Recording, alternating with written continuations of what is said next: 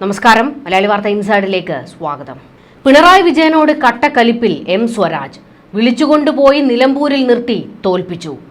നിലമ്പൂരിൽ സ്വരാജിന്റെ വിജയമല്ല തോൽവി തന്നെയായിരുന്നു പിണറായിക്ക് വേണ്ടതെന്ന് ആരോപണം. വടകരയിൽ ശൈലജയെ കൊണ്ടു നിർത്തി തോൽപ്പിച്ച അതേ കളി തന്നെ പിണറായി നിലമ്പൂരിൽ പുറത്തെടുത്തുവെന്ന് പാർട്ടിയിൽ തന്നെ പൊട്ടിത്തെറി. മൂന്നാം തവണയും LDF സർക്കാർ അധികാരത്തിൽ എത്തുമെന്ന് CPM ഉറച്ചു വിശ്വസിക്കുന്നുണ്ട്. അങ്ങനെ വന്നാൽ പിണറായി മുഖ്യമന്ത്രി സ്ഥാനത്തേക്കില്ല, പാർട്ടിയെ മുന്നിൽ നിന്ന് നയിക്കുകയേ ഉള്ളൂവെന്നാണ് സൂചന. അങ്ങനെ വന്നാൽ മുഖ്യമന്ത്രി സ്ഥാനത്തേക്ക് ആര്? അതിൽ ജനങ്ങൾ ഉയർത്തുന്ന പേര് KK ശൈലജ, പാർട്ടിയിൽ ബഹുഭൂരിപക്ഷം ഉയർത്തുന്ന പേര് സ്വരാജ്. റിയാസിന്റെ പേര് 7 അയലത്ത് പോലുമില്ല. എന്നാൽ പിണറായിക്ക് മരുമകന് മുഖ്യമന്ത്രി കസേര കൊടുക്കാൻ മോഹം. അതിനുവേണ്ടി വഴിവെട്ടുകയാണ് പിണറായി എന്ന്. ശൈലജയെ വടകരയിൽ നിർത്തി തോൽപ്പിച്ചു, സ്വരാജിനെ നിലമ്പൂരിലും നിർത്തി പൊട്ടിച്ചു. ഇരുവരും ജനകീയരല്ലെന്ന് വരുത്താനുള്ള നീക്കമാണ് പിണറായി നടത്തിയത്. ഒരു നിയമസഭാ കാലയളവിൽ 2 തോൽവിയാണ് സ്വരാജിന് വന്നിരിക്കുന്നത്. ഇതിലും വലിയ അടി കിട്ടാനില്ല.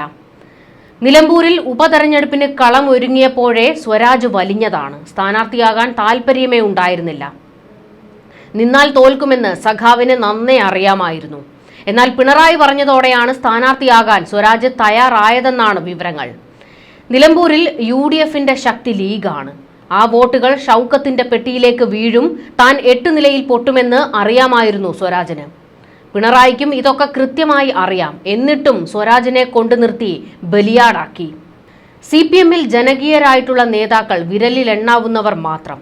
അതിലും തമ്മിൽ ഭേദം തൊമ്മന്മാരെ റിയാസിനു വേണ്ടി പിണറായി തന്നെ വെട്ടിയൊതുക്കുന്നു. ശൈലജയെ വടകരയിൽ നിർത്തി നാറിയ കളി മുഴുവൻ കളിച്ചത് CPMകാരാണ്. അത് ആരുടെ നിർദ്ദേശപ്രകാരമായിരുന്നുവെന്ന് പാർട്ടിയിലെ പലർക്കും അറിയാം. സ്വരാജിന്റെ കാലുവാരിയും കളിച്ചത് പിണറായി റിയാസ് കൂട്ടരാണെന്ന് CPMൽ തന്നെ പുകച്ചിലുണ്ട്. ഇനിയൊരവസരം കിട്ടിയാലും മുഖ്യമന്ത്രി കസേര റിയാസിന് കണി കാണാൻ കിട്ടില്ലെന്ന് പിണറായിയുടെ എതിർചേരിയുടെ നിലപാട്. CPMലെ ഒരു വിഭാഗം പിണറായിയുടെ കാലുവാരി റിയാസിനെ മൂടോടെ പിഴുതെറിയും. 2026 തെരഞ്ഞെടുപ്പ് CPMലെ പിണറായിസത്തിന്റെ അന്ത്യം കൂടിയാണെന്ന് സഖാക്കൾ തന്നെ വിധിയെഴുത്ത് നടത്തുന്നുണ്ട്. സ്വരാജിനെ തോൽപ്പിച്ചത് പിണറായിയാണെന്ന ആരോപണം വൻ പൊട്ടിത്തെറിക്കാണ് ഇപ്പോൾ വഴിവെച്ചിരിക്കുന്നത്. പാർട്ടി കേന്ദ്രങ്ങളിൽ വലിയ തീപ്പൊരിയാണ് വീണിരിക്കുന്നത്. മാത്രമല്ല CPM അനുകൂല സൈബർ ഗ്രൂപ്പുകളിലും ഇതേ വാദം ഉയർന്നിരിക്കുന്നു. പലരും പരസ്യമായി സൈബർ ഇടത്തിൽ ഇത് പോസ്റ്റ് ചെയ്യുന്നുമുണ്ട്. റെഡ് ആർമി ഗ്രൂപ്പിൽ ഒരു പോസ്റ്റ് വന്നിരിക്കുന്നത് നന്ദിയുണ്ട് മാഷേ എന്നാണ്. അത് MV ഗോവിന്ദനെ ഉദ്ദേശിച്ചിട്ടുള്ളതാണ്. നിലമ്പൂരിൽ തെരഞ്ഞെടുപ്പിന്റെ അവസാന ദിവസം ഗോവിന്ദൻ നടത്തിയ RSS പിന്തുണ പരാമർശം വൻ വിവാദമുണ്ടാക്കി. അടിയന്തരാവസ്ഥ കഴിഞ്ഞ ഘട്ടം വന്നപ്പോൾ RSSുമായി ചേർന്ന് സഹകരിച്ചുവെന്ന ഗോവിന്ദന്റെ വാവിട്ട വാക്ക് സ്വരാജിന് തിരിച്ചടിയുണ്ടാക്കി. എന്തിനു വേണ്ടിയായിരുന്നു ഗോവിന്ദൻ ഈ വിവാദം കത്തിച്ചുവിട്ടത്?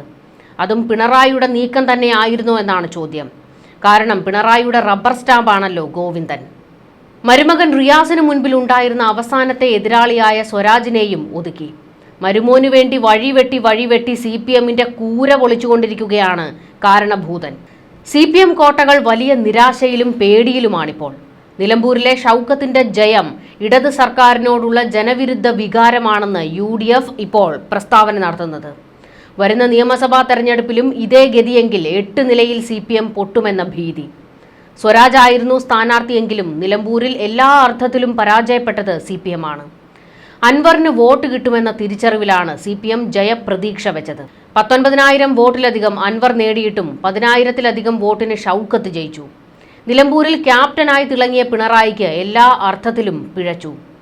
ഹിന്ദു വോട്ടുകൾ CPMനാണ് കിട്ടിയത് എന്ന വെള്ളാപ്പള്ളി നടേശന്റെ പ്രസ്താവനയും CPMനെ പ്രതീക്ഷയിലാക്കി. പക്ഷേ ഫലം തിരിച്ചായി. ഹിന്ദു മേഖലകളിലടക്കം ഷൗക്കത്ത് മുന്നേറി. കോൺഗ്രസ് വോട്ടുകളൊന്നും ചിന്നിച്ചിതറിയില്ല. BJPയും 2021 വോട്ട് നിലനിർത്തി. എല്ലാ അർത്ഥത്തിലും CPMന് മാത്രമാണ് നിലമ്പൂരിൽ തിരിച്ചടി. ഭരണത്തിന്റെ വിലയിരുത്തലായി ഇത് മാറുമെന്ന CPM പ്രഖ്യാപനം ഇവിടെ പിണറായിക്ക് കൂടുതൽ തിരിച്ചടി ഉണ്ടാക്കും. ഇതിനെല്ലാം ഉപരി CPM സംഘടനാ സംവിധാനമാണ് ചോദ്യമുനയിൽ നിൽക്കുന്നത്. ബൂത്തുകളിൽ നിന്നും CPMന് ലഭിച്ച വോട്ട് കണക്കടക്കം തെറ്റി. ഒരിക്കലും ഇത്ര വലിയ തോൽവി CPM പ്രതീക്ഷിച്ചില്ല എന്നതാണ് വസ്തുത. ആര്യാടൻ ഷൗക്കത്തിന് കോൺഗ്രസിനുള്ളിൽ ശത്രുക്കൾ ഉണ്ടെന്നാണ് CPM കരുതിയത്. അതുകൊണ്ട് തന്നെ കോൺഗ്രസ് വോട്ടുകൾ വലിയ തോതിൽ അൻവർ പിടിക്കുമെന്നും കരുതി. പോത്തുകൽ പഞ്ചായത്തിൽ അൻവർ വലിയ ചലനമുണ്ടാക്കുമെന്ന് കരുതി. നിലമ്പൂർ മുനിസിപ്പാലിറ്റിയിലും അൻവറിസം ചലനമുണ്ടാക്കുമെന്നായിരുന്നു സഖാക്കൾ വിലയിരുത്തിയത്. ഇതനുസരിച്ചാണ് തെരഞ്ഞെടുപ്പ് പ്ലാൻ തയ്യാറാക്കിയത്.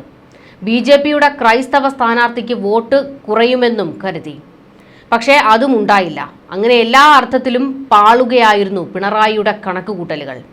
അതിശക്തനായ സ്ഥാനാർത്ഥിയാണ് സ്വരാജ് എന്നും എല്ലാ വിഭാഗം ജനങ്ങളും വോട്ട് ചെയ്യുമെന്നും CPM കരുതി.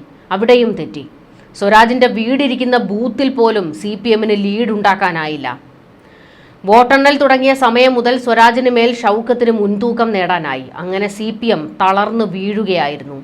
തളർന്നു വീണതാണോ തളർത്തിയിട്ടതാണോ എന്നുള്ളത് ഇനി വരും സമയങ്ങളിൽ അറിയാം.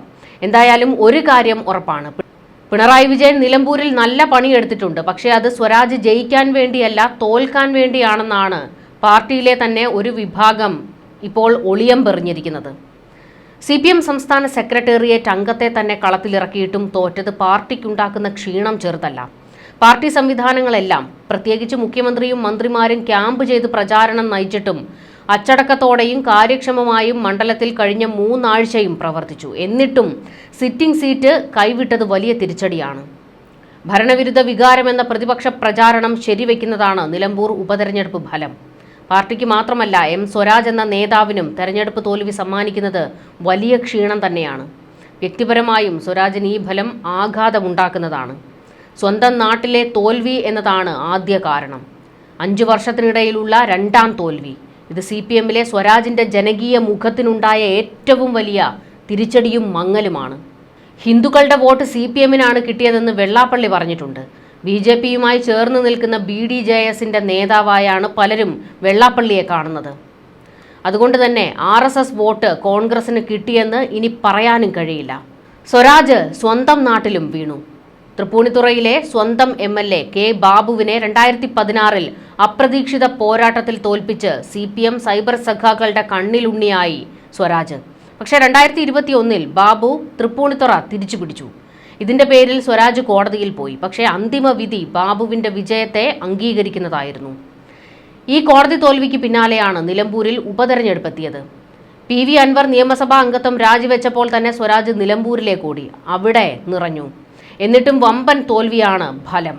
ഇതോടെ സ്വരാജിന്റെ ജനകീയ മുഖമാണ് അഴിഞ്ഞു വീണിരിക്കുന്നത്. അപ്പോൾ അതിനുള്ള കാരണം വിശദീകരിക്കുകയാണ് തൃപ്പൂണിത്തുറയിലെ സ്വരാജിന്റെ പഴയ എതിരാളി. വ്യക്തിപരമായി ജനങ്ങളുമായി സ്വരാജിന് ബന്ധമില്ല. സാംസ്കാരിക സാഹിത്യ നായകരെ കൊണ്ട് പോസ്റ്റ് ഇട്ടതുകൊണ്ട് മാത്രം ആർക്കും കേരളത്തിൽ തെരഞ്ഞെടുപ്പ് ജയം നേടാനാകില്ല. വേണ്ടത് ജനങ്ങളുമായുള്ള വ്യക്തിബന്ധമാണ്. തൃപ്പൂണിത്തുറയുടെ പ്രിയ നേതാവായി ബാബുവിനെ മാറ്റിയതും ഇതേ വ്യക്തിബന്ധമാണ്.